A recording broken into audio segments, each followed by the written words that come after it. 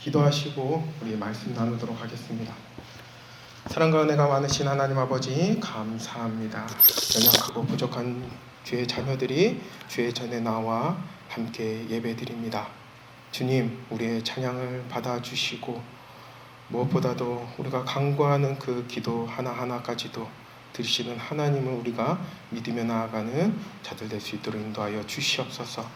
특별히 하나님, 부족한 입술로 주의 말씀을 대언할 때 정말 사람이 하는 말로 듣는 것이 아니라 하나님께서 하시는 그 말씀으로 받아 정말 믿음으로 살아가는 자들 될 수 있도록 주님 함께하여 주시옵소서. 이 시간에 하나님의 은혜를 경험하길 원합니다. 주님 감사하며 이 모든 말씀 우리 주 예수 그리스도의 이름으로 기도드렸습니다. 아멘. 할렐루야. 네. 오늘 내 삶을 흔들어 놓는 비밀이라는 제목의 말씀으로 함께 은혜 나누길 원합니다. 어렸을 적 이런 광고 문구가 생각이 났습니다. 며느리도 몰라, 아무도 몰라. 저만 아는 광고인가 봅니다. 한국의 유명한 그 신당동 떡볶이를 선전하는 광고였던 걸로 기억합니다. 그때 할머니께서 나오셔서 이 음식의 맛있는 비법은 자신의 며느리도 모르고 아무도 모른다는 것입니다. 그렇습니다. 유명한 맛집에는요, 그 식당들이 가지고 있는 그 비밀한 비법이 꼭 한 가지씩 있습니다. 그 식당의 비법을 알기 위해서 많은 사람들이 가서 돈도 주고 또 가서 일도 해보면서 이 식당이 가지고 있는 그 비법이 무엇인지 알아내려고 참 많은 노력을 합니다. 저도 어렸을 때 피아노 레슨을 받다 보면요, 선생님들마다 가지고 있는 그 연습 방법이 다 달라요. 또 곡을 해석하는 그 기준이 다르기 때문에 같은 곡을 레슨을 받는다 할지라도 이 선생님이 다르고 또 이 선생님이 달라서 어떤 선생님의 방법이 좋으냐에 따라 콩쿠르를 나갔을 때 결과가 달라졌던 것을 경험한 적이 있습니다. 그렇습니다. 이처럼요, 같은 것이라 할지라도 비밀을 아는 것과 알지 못하는 자는 그 결과의 값이 하늘과 땅의 차이로 보이기도 합니다. 그렇게 내 삶의 비밀을 알면 내 삶에 변화되고 심지어 내 삶이 송두리째 흔들려서 정말 변화되는 그러한 경험을 하게 됩니다. 그렇다면 우리 신앙은 어떻겠습니까? 우리 신앙은요, 어떠한 비밀을 알게 되면 그 삶에, 아니 신앙 자체가 흔들려서 삶의 모습이 변화되고 또한 그 비밀을 통하여 우리의 모습이 정말 하나님과 닮아가는 그러한 삶을 경험할 때가 있을 줄 믿습니다.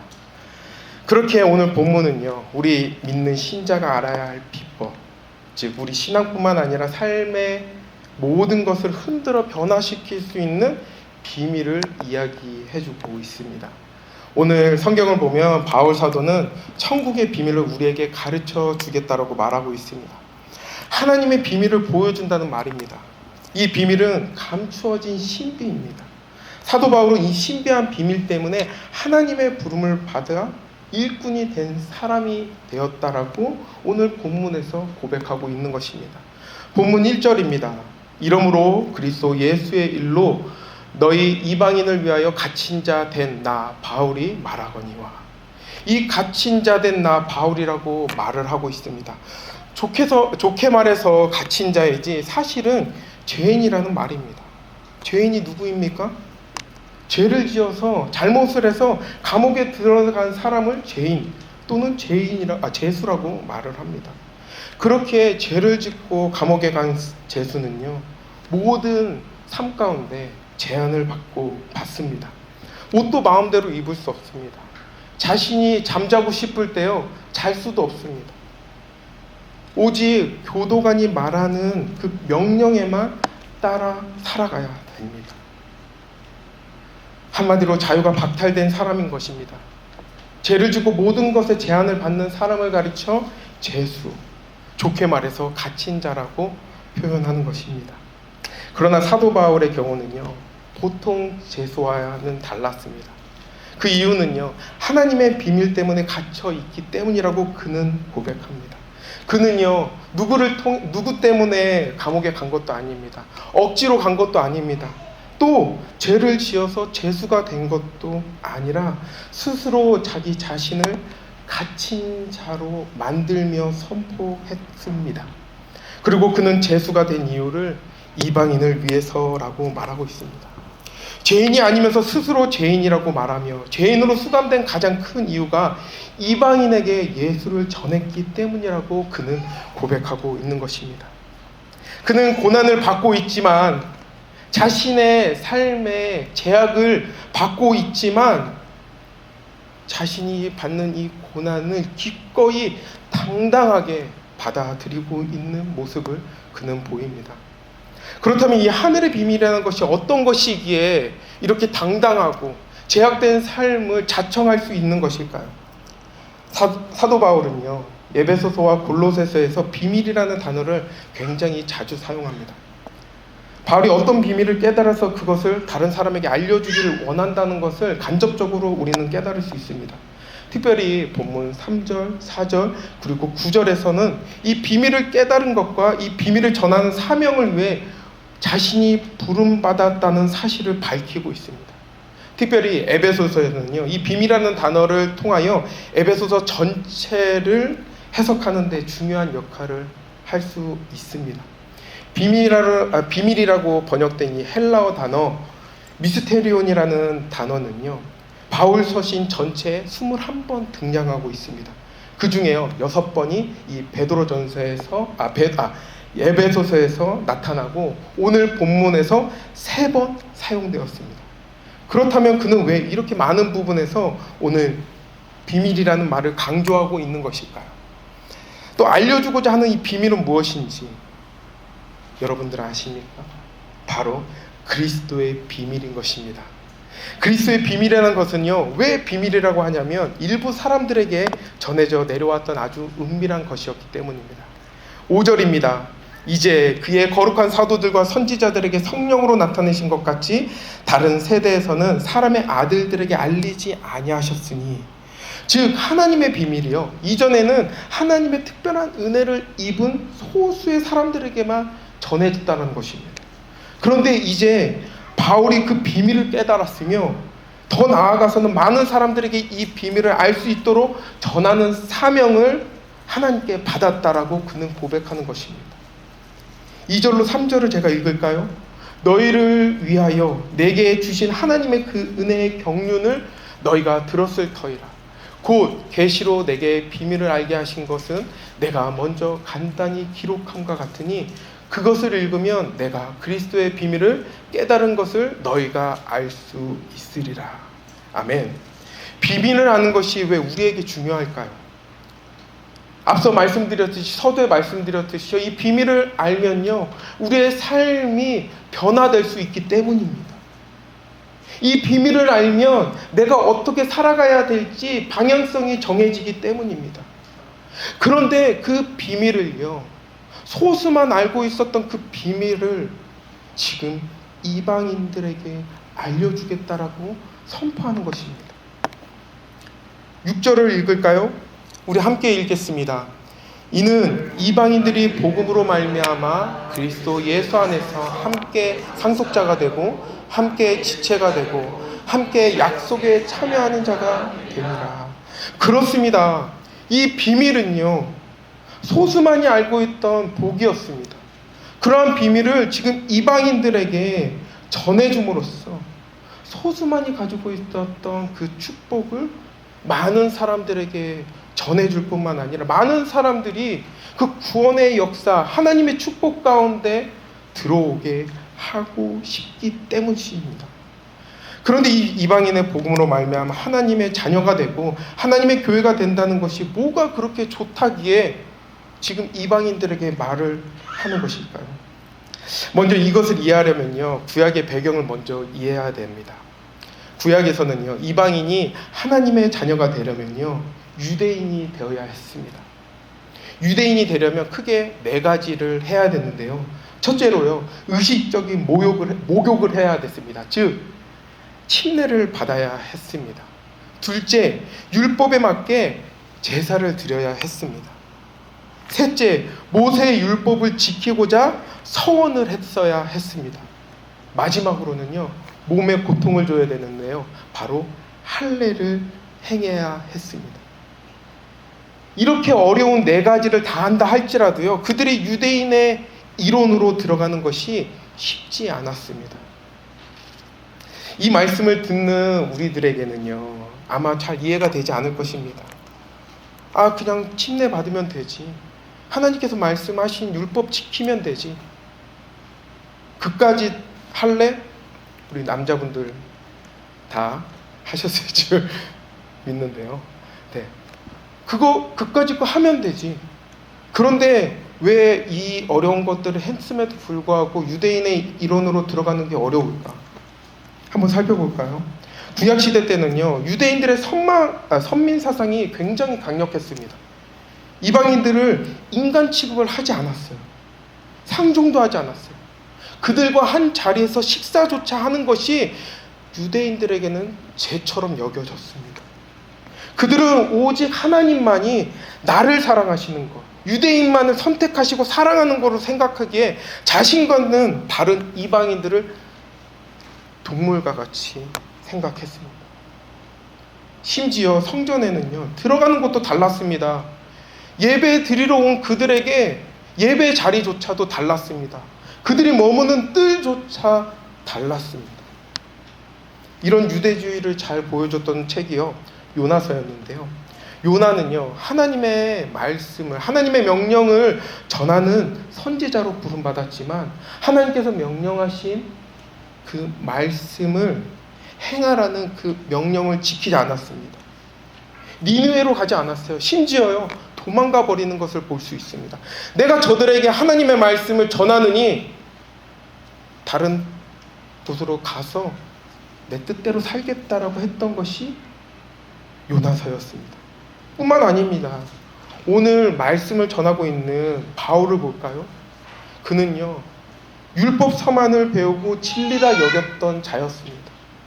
율법 서만이 진리이며 그것을 지켜 행하는 것이 복되며 또한 그것을 지키지 않는 자들을 따라다니면서 핍박하고 심지어 죽이기까지 했던 바울이었습니다.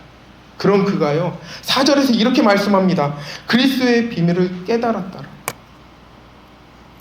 그렇기에 그리스도의 비밀은요, 그리스도가 우리 삶 가운데 중심으로 받아들여지는 것이 교회의 일원 또한 하나님의 사람으로 될 수 있다라는 중심이 되는 것임을 우리가 깨닫길 원합니다. 바울의 이러한 고백은요, 지금까지 유대인들에게만 내려오던 인식을 뒤엎는 굉장히 혁명적인 가르침이었습니다. 오직 예수 그리스도, 그 예수 그리스도의 보혈의 피로 말미암아 하나님의 자녀가 되는 그 비밀, 이것이 복음의 핵심이다라고 하는 것이 오늘날 살아가는 우리들에게는 당연하게 여겨질 수 있지만 그 상황에서는요, 자신의 목숨까지 바쳐서 전달해야 되는 굉장히 큰 일이었던 것입니다. 이스라엘의 일부 지역에서는요, 반드시 건물에 엘리베이터를 2개 이상 설치해야 된다고 합니다.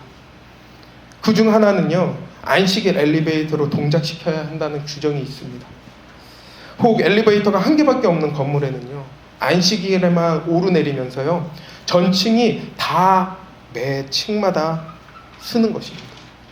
또는 맨 위층으로 올라가서요, 내려올 때마다 누르지 않아도 그냥 자연적으로 쓰게 하는 시스템을 해야 된다라고 규정하고 있습니다. 아니 왜? 라고 생각할 수 있습니다. 심지어는요, 율법만이 진리라고 생각하는 열정 당원들은요, 엘리베이터가 위아래로 내려가는 것조차도 율법에서 그만 일이라 간주해서요, 엘리베이터를 사용을 거부한다라고 합니다. 사랑하는 성도 여러분, 진정한 비밀은요, 율법이 아니라 복음입니다. 아멘. 이 복음은요, 오직 예수 그리스도를 통해 성취될 수 있는 것입니다. 골로새서 1장 27절의 말씀을 한번 볼까요?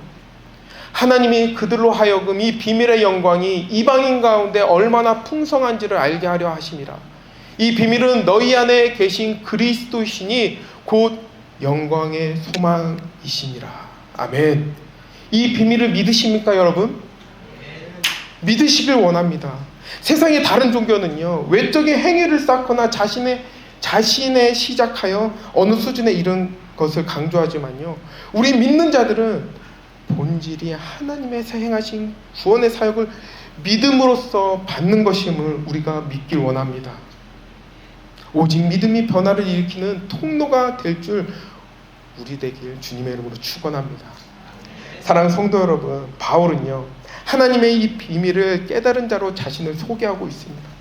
이 비밀은요, 오랫동안 감추어진 것으로 신비한 비밀이었고 일부분만 알던 것이었습니다.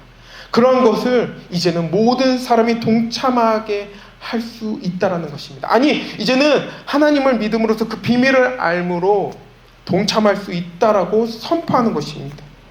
오늘날 신자들이 이런 말씀을 들으면 너무 당연하게 생각한다라고 아까 말씀드렸습니다. 그러나 그때 상황만 해도 자신의 목숨을 들여 선포해야 되는 말씀입니다. 아니, 자신이 믿었던 그 율법, 정말 그 진리를 배설물로 여기면서 목숨의 위협을 받아가면서 전했던 복음이 바로 이 비밀인 것입니다. 사랑하는 성도 여러분, 복음은 모든 사람에게 드러내려면 먼저 복음을 진실하게 깨닫는 것이 필요합니다. 내가 알지도 못하면서 누군가에게 좋다고 권한다면요, 이것은 거짓이며 잘못된 것을 알려주는 것과 같기 때문입니다. 예수님이 누구십니까? 어떤 일을 했습니까? 무엇을 가르치시는지 우리가 바로 아는 것이 우리 믿는 신자들의 바른 깨달음임을 우리가 믿기를 원합니다. 그러한 바른 믿음, 바른 깨달음이 우리 삶 가운데 넘쳐나길 주님의 이름으로 축원합니다. 그렇다면 비밀인 이 복음을 받은 우리는 어떠한 자일까요? 첫째, 예수님과 함께 상속자가 된다는 것입니다. 우리 6절을 우리 다시 읽을까요? 이는 이방인들이 복음으로 말미암아 그리스도 예수 안에서 함께 상속자가 되고 함께 지체가 되고 함께 약속에 참여하는 자가 되리라. 그렇습니다. 우리는 예수 그리스도 안에서 이방인과 함께 상속자가 된다라고 바울은 선포합니다. 이렇게 함께 상속자가 되고 함께 유업을 받는 자가 되었다라고 이야기합니다. 즉 그것은 유산을 함께 나누어 쓴다는 것입니다. 세상 유산은요, 쓰면 쓸수록 손해입니다. 100을 나누면요, 내가 쓸 목이 줄어듭니다. 그런데 하나님께서 말씀하시는 그 유산은요, 쓰면 쓸수록 늘어나는 것입니다. 쓰면 쓸수록 더 커지는 유산임을 우리가 믿길 원합니다. 그것이 하나님 나라의 법칙인 것입니다. 사랑이 나누면 나눌수록 커지는 것처럼요, 이 상속자에 대한 축복도 나누면 나눌수록 그 유업을 받는 사람이 많아지면 많아질수록 더 커지는 복임을 우리가 깨닫길 원합니다. 그렇다면 둘째, 함께 지체가 되었다라고 이야기합니다. 한 몸, 한 식구가 되었다라는 이야기입니다. 그리스도의 머리는 누구시죠? 바로 예수 그리스도입니다.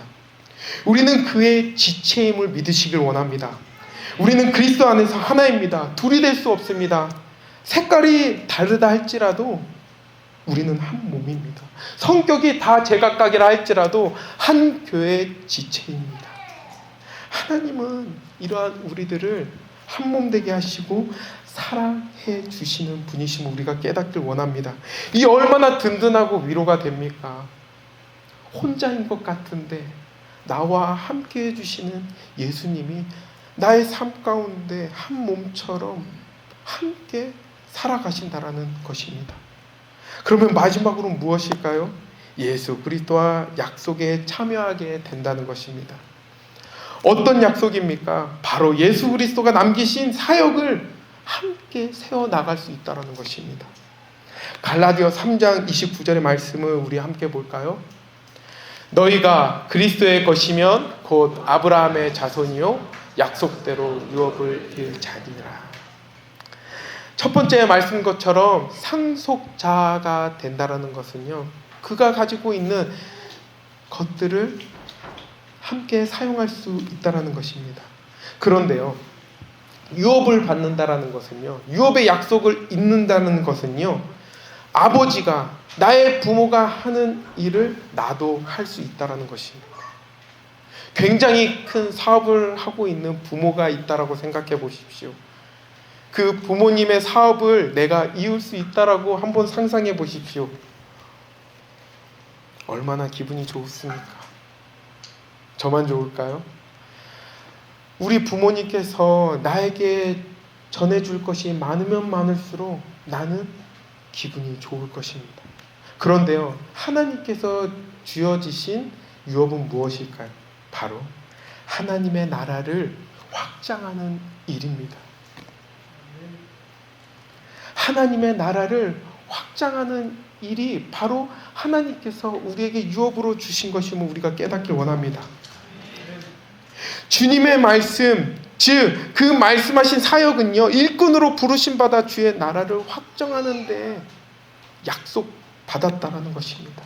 그것이 얼마나 큰 기쁨인지 깨닫는 저와 여러분 되길 주님의 이름으로 축원합니다. 그렇다면 비밀인 복음을 깨닫는 바울은 어떠한 사명을 따라 살아갔을까요? 7절의 후반절을 읽으면요, 내가 주신 하나님의 은혜의 선물을 따라 내가 일꾼이 되었노라고 말씀하고 있습니다.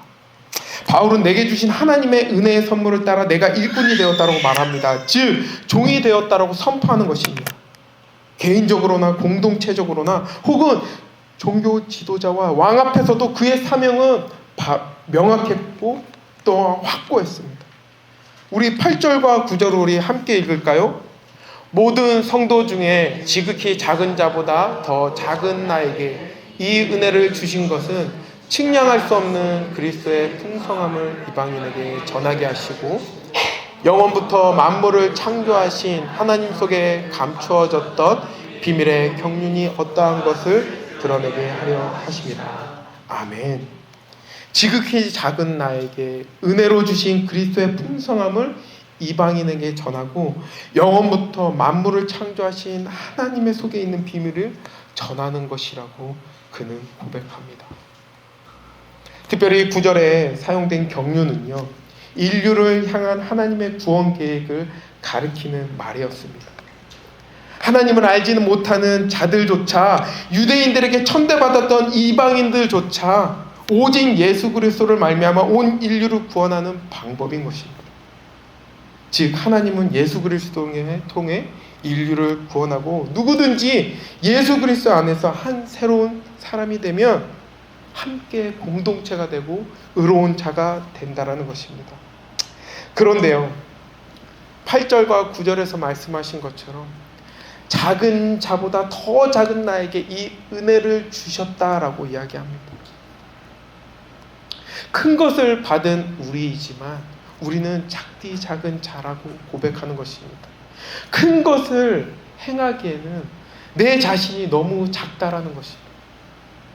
그런데요, 바울만 이런 고백을 했을까요? 아닙니다.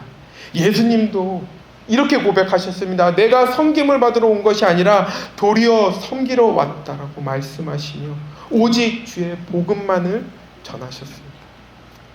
우리 사랑하는 성도 여러분, 우리는 큰 것을 받았기에 큰 자로 살아가는 것이 아니라요, 큰 것을 받은 자로서 조금 더 연약한 자로, 아니 섬기는 자로 살아가야 되는 것을 믿는 저와 여러분 되기 주님의 이름으로 축원합니다.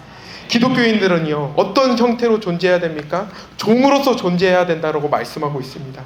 복음을 진실로 체험한 사람은요, 결코 큰 자로 살아가는 것이 아니라 낮은 자리에서 낮은 자로 섬기며 살아가야 된다고 그는 전하고 있습니다. 사복음서의 제자들이 이랬습니다. 복음서의 제자들은요, 주님을 따르면서도 예수님의 복음을 제대로 이해하지 못했습니다. 오직 주님을 따르면 나의 미래와 목적을 이룰 수 있을 것이라고 생각했습니다. 주님만 따르면, 왕 대신 주님만 따르면 나의 삶이 조금 더 나아지고 괜찮아질 거라는 믿음으로 소망으로 따라 살았습니다. 하지만요, 부활하신 주님을 만나고 성령을 체험했을 때 비로소 그들의 영적의 눈이 떠지면서 그들의 모습이 변화되었습니다. 어떻게 변화되었습니까? 주가 맡겨신 사명자로 일생을 불태우며 죽음까지 불사하며 온전히 하나님의 나라를 확장하는 데 열심으로 살았던 제자들이었습니다. 사랑하는 성도 여러분, 이처럼 부르심에 대한 감사와 감격은 오직 목회자나 전도자나 어떠한 사명자에게만 주어지는 것이 아닙니다. 여기 있는 우리 모든 우리에게 동일하게 고백되어야 할 사명임을 우리가 고백하기를 원합니다. 교회 안에는 신자가 있고 제자가 있습니다. 주님을 믿고 구원받은 신자가 있는가 하면요, 주님의 가슴을 품고 그 말씀을 붙잡고 사명이라 생각하며 자신의 인생을 던지는 제자들이 있습니다. 바로 주님의 신비한 비밀을 깨닫고 가진 자들이 이와 같이 사는 것입니다. 사랑하는 성도 여러분, 오늘날 주님을 만난 사람들이 바울처럼 모든 것을 버리고 주님을 따르는 것은 쉽지 않을 것입니다. 그러나 그가 말하는 오늘의 말씀처럼, 그가 고백한 그의 믿음의 고백처럼 오늘 그 마음과 도전이 오늘을 살아가는 우리에게 사명자로서 도전되길 주님의 이름으로 축원합니다. 주님을 만난 사람에게는요, 사명을 살아가는 것을 선택이 아니라 삶 자체임을 기억하는 저와 여러분 되길 주님의 이름으로 축원합니다. 말씀을 맺고자 합니다. 우리에게는 비밀을 아는 자의 모습과 그것을 알지 못하는 자로 나눌 수 있습니다. 비밀을 안다면요, 우리의 삶의 모습은 변화될 수 있습니다. 우리의 삶 가운데 그 비밀을 취하면요, 우리의 삶이 정말 모든 것들이 흔들어 놓는 자처럼 살아갈 수 있습니다. 지금 이 시간 어떠한 도전으로 살아가시겠습니까? 단순히 예수님을 믿고 신자된 자로 살아가시겠습니까? 아니면 내 삶을 들여 온전히 주의 비밀을 품고 살아가는 제자의 모습으로 살아가시겠습니까? 그러한 도전이 우리 가운데 넘쳐나게 주님의 이름으로 축원합니다. 기도하시겠습니다.